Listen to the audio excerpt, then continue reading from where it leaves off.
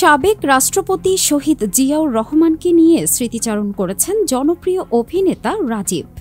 চলচ্চিত্র শিল্পের উত্তরণে জিয়াউর রহমান নামক একটি বইয়ে এই স্মৃতিচারণমূলক লেখাটি থেকে জানা যায় জিয়াউর রহমানের সাথে রাজীবের সম্পর্ক কেমন ছিল তার একটি বিবরণ। জিয়াউর রহমানকে ঘিরে রাজীবের স্মৃতিচারণটির তৃতীয় পর্ব থাকছে আজকে আমাদের এই আয়োজনে। রাজনৈতিক অঙ্গনের নানান ইতিহাস ও তথ্য পেতে আমাদের চ্যানেলটি সাবস্ক্রাইব করে বেল বাটনটি প্রেস করে রাখুন। রাজীব লেখেন, আজকে আমি মাঠে ময়দানের ঠিকই একজন কর্মী এবং প্রতিষ্ঠিত। স্যারের এই কথা এখন আমার মনে পড়ে। মাঝে মাঝে পরিচালক মোহাম্মদ হান্নান জিয়াউর রহমান স্যারের এই কথা মনে করিয়ে দিয়ে বলেন, রাষ্ট্রপতি জিয়াউর রহমান আপনাকে মাঠে ময়দানে বক্তৃতা দেওয়ার কথা বলেছিলেন। আজকে আপনি ঠিকই মাঠে ময়দানে বক্তৃতা দিচ্ছেন। তার মতো একজন দূরদর্শী রাষ্ট্রপতি এই কথা বলেছিলেন যা ভবিষ্যতে সত্যি হবে, হয়েছেও তাই। যাই হোক, সে সময় একে একে সবাই এফডিসির সমস্যার কথা বললেন স্যারকে এবং এফডিসিতে আসার আমন্ত্রণ জানালেন। স্যারও রাজি হয়ে গেলেন। দিনক্ষণ ঠিক করে পরবর্তীতে স্যার আসলেন এফডিসিতে। কিন্তু সে সময় এফডিসিতে আবার দুটো গ্রুপ হয়ে গেল। সেখানে আওয়ামী লীগের বেশ কিছু কর্মী বলল, জিয়াউর রহমান এফডিসিতে আসতে পারবে না। তখন তথ্যমন্ত্রী শামসুল হুদা চৌধুরী স্যারকে বিষয়টা জানালেন।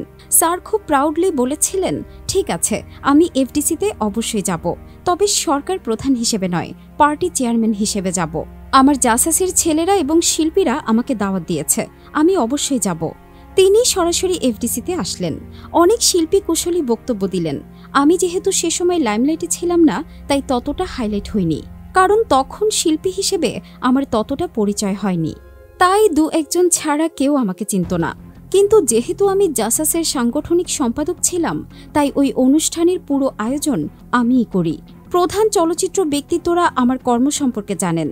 সেদিন জিয়াউর রহমান চলচ্চিত্রের শিল্পের উন্নয়নের জন্য ২০ কোটি টাকা অনুদান দিয়েছিলেন। ছবি নির্মাণের জন্য অনুদান প্রথা এবং শিল্পীদের রাষ্ট্রীয় সম্মান জাতীয় চলচ্চিত্র পুরস্কার আগেই চালু করেছিলেন। বিদেশে রাষ্ট্রীয় সফরে সরকার প্রধানের সঙ্গে সফর সঙ্গী হিসেবে চলচ্চিত্র শিল্পীদের অন্তর্ভুক্ত তিনিই করেছিলেন। সুতরাং চলচ্চিত্র শিল্পীদের সবচেয়ে বেশি মূল্যায়ন করেছেন শহীদ রাষ্ট্রপতি জিয়াউর রহমান। আমরা চলচ্চিত্র শিল্পীরা তার কাছে কৃতজ্ঞ। গুণীজনকে সম্মান দেখাতে হয়, সেটা করে গিয়েছেন শহীদ রাষ্ট্রপতি জিয়াউর রহমান। স্বাধীনতার সপক্ষ বিপক্ষ বলে অনেকে চিল্লাপাল্লা করে গান বাজনা করছে, অথচ একমাত্র শহীদ রাষ্ট্রপতি জিয়াউর রহমানই গুণীজনদের যোগ্য সম্মান দিয়ে গেছেন। জাতির বীরত্ব গাথা, সেই ভাষা আন্দোলন, মুক্তিযুদ্ধের গৌরব গাথা, সংগ্রামকে সম্মানিত করেছেন শহীদ রাষ্ট্রপতি জিয়াউর রহমান। তিনি চালু করেন ২১শে পদক, স্বাধীনতা পদক, জাতীয় চলচ্চিত্র পুরস্কার, যাত্রা শিল্পকে উৎসাহ দেওয়ার জন্য জাতীয়ভাবে যাত্রা উৎসব করেন, নাট্য উৎসব, শিশুদের বিনোদনের জন্য শিশু পার্ক করেন, উন্নতমানের চলচ্চিত্র নির্মাণের জন্য কালার ল্যাব চালু করেন, শিশুদের জন্য নির্মাণ করেন শিশু একাডেমি, রঙিন টেলিভিশন চালু করেন এবং শিশুদেরকে যোগ্য নাগরিক হিসেবে নিজের মেধা মননের পরিচয় দানের জন্য চালু করেন নতুন কুড়ি। সাংস্কৃতিক অঙ্গনে শহীদ রাষ্ট্রপতি জিয়াউর রহমান যে অবদান রেখে গেছেন, তার পূর্বে কোনো সরকার প্রধান তা করেননি। আজকে শহীদ রাষ্ট্রপতি জিয়াউর রহমানের কথা বারবার মনে পড়ে। ১৯৮১ সাল বাঙালি জাতির জন্য এক কলঙ্কময় অধ্যায়। আমি তখন পেট্রো বাংলাতে চাকরি করতাম। তখন অফিস ছিল ধানমন্ডিতে, আমার বাসা ছিল মিরপুরে। ৩০ মে সকাল ৮টায় নিত্যদিনের মতোই অফিসে যাওয়ার প্রস্তুতি। কি এক অজানা কারণে অফিসে যাওয়ার পথে ১ বছর বাসায় গেলাম। বাইরে বসলাম, ২ বন্ধু নাস্তা করছি আর গল্প করছি। এমন সময় ১১ থেকে ১২ বছর বয়সের একটি ছেলে এসে বলল, জিয়া মারা গেছে। আমি বললাম, কোন জিয়া? পাকিস্তানের প্রেসিডেন্ট জিয়াউল হক? ছেলেটি বলল, না স্যার, আমাদের রাষ্ট্রপতি জিয়াউর রহমান চট্টগ্রামে মারা গেছেন। এ কথাটি শোনার সঙ্গে সঙ্গে আমি ছেলেটিকে জোরে একটি থাপ্পড় মেরে বলি, ফাজলামি করার জায়গা পাস না। তখন দৌড়ে গেলাম রেডিও শুনতে। ছেলেটির কথাই সত্য হলো। শোনার পরপরই নিজেকে রক্ষা করতে পারিনি। হাউমাউ করে কেঁদে উঠলাম। ১ ঘন্টা পর্যন্ত একরকম কান্না, সামলাতে পারছি না নিজেকে। আমাকে সান্ত্বনা দিচ্ছিল বন্ধু। সেদিন আমরা এমন একজন আদর্শ নেতা এবং রাষ্ট্রপতিকে হারালাম, যিনি এ দেশে একবার নয়, বাঙালি জাতির দুর্দিনে বেশ কয়েকবার জন্মেছিলেন। তোমার জন্ম সার্থক, হতভাগা বাঙালি জাতি। তোমার কীর্তিতে তুমি মহিয়ান। আজকে শহীদ জিয়ার আদর্শে গড়া দলের কর্মী হিসেবে আছি এবং ভবিষ্যতে যদি দেশনেত্রী বেগম খালেদা জিয়ার জ্যেষ্ঠ পুত্র তারেক রহমান নেতৃত্বে আসেন, আমার কমিটমেন্ট থেকে এক বিন্দুও বিচ্যুত হব না।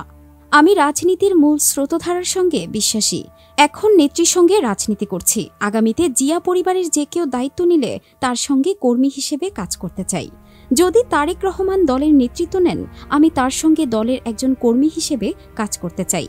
যদি সময় পাই, তারেক রহমানের সন্তান রাজনীতির হাল ধরে আমি যদি বেঁচে থাকি, তাহলে তার সঙ্গেও আমি একজন সাধারণ কর্মী হিসেবে কাজ করে যাব। কারণ এটা আমার বিশ্বাস, সেই বিশ্বাস থেকে আমাকে কেউ সরাতে পারবে না। কারণ আমি জেনে শুনে রাজনীতি করছি। আমার চেতনায়, মরণে, বিশ্বাসে দেশের জাতীয়তাবাদ বিশ্বাসী শহীদ জিয়া আমার মহান নেতা। এরকম নেতা ইতোপূর্বে এই মাটিতে জন্ম নেননি, ভবিষ্যতে নেবে কিনা আমি জানি না। আজীবন আমি এই দলের হয়ে কাজ করে যেতে পারি, সেজন্যে আমি আল্লাহ রাব্বুল আলামিন এবং সকলের কাছে দোয়া পানাহ চাচ্ছি। আমি আমার পরবর্তী প্রজন্মের কাছে বলে যাব, জিয়ার গড়া দল থাকবে ততদিন তারা যেন জিয়ার আদর্শের প্রতি অনুগত থাকে।